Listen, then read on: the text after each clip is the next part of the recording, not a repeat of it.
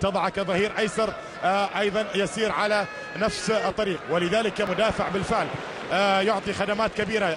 وهنا محاوله قائمه الان، ولدينا بيدرو في مكان سليم يتقدم الان، الكره موجوده وخطيره، هي جول.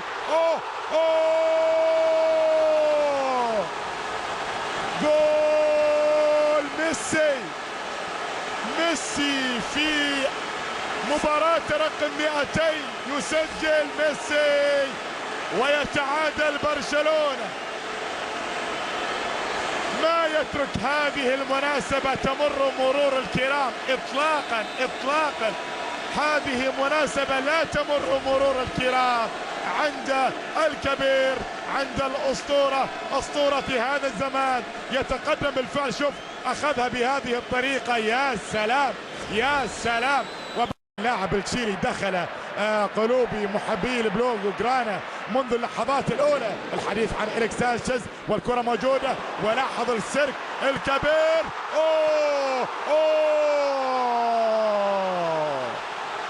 جول ثاني لميسي، وميسي مرة أخرى يمسي على كل محبي برشلونة، يسجل هدفا ثانيا، وبالتالي أصبحت 2-1.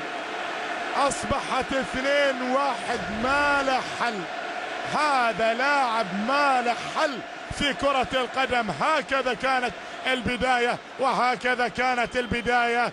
عند 28 دقيقة الأمور عند تقدم برشلونة بهدفين لهدف واحد. ومرة أخرى ميسي كلمة السر الكبيرة. في لدينا مباراة الشوط الأول أو أهداف شوط المباراة الأول مستمرة، وكرة إلى ميسي الآن ينقلها للأمام إلى تيلو في المكان السليم، مرور جميل، التسديدة موجودة، والكرة وين؟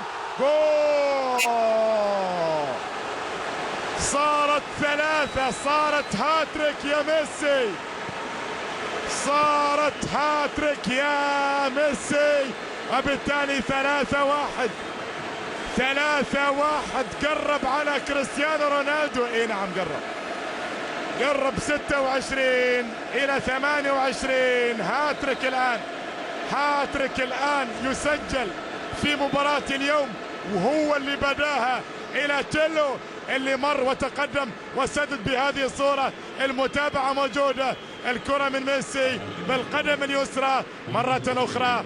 هاتريك لميسي في مباراة من مباريات الليغا، والهاتريك الثاني بالمناسبة لميسي في مرمى نادي فالنسيا بعد 3 ثلاثية في الملح. هم ملح الليغا، ملح الليغا وحلاوة الليغا وسكر الليغا. وسوبر هاتريك. اوه يا لها من ليلة، الليلة هي بكل الليالي يا ميسي. وتحت انظار الكبير وتحت ابتسامات ساندرو روزل، يا لها من ليلة.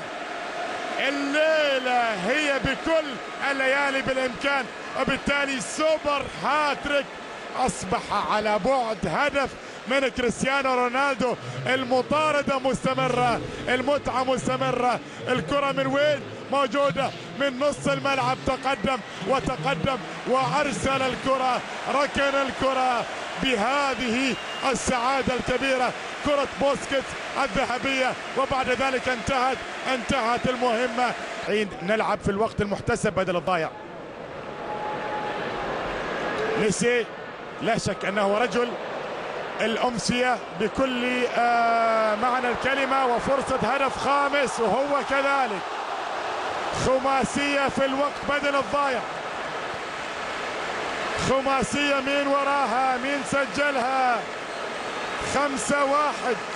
اللي فرحان هو رئيس برشلونة طبعا، لكن الزعلان يورنتي هو رئيس نادي فالنسيا.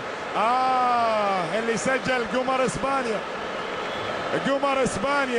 اسبانيا سجل هدف الرابع في مباريات برشلونة وفالنسيا. يا سلام على الدخول وعلى اللمسة الأولى، وكانت بعد ذلك وكانت اللمسة الساحرة من الكبير.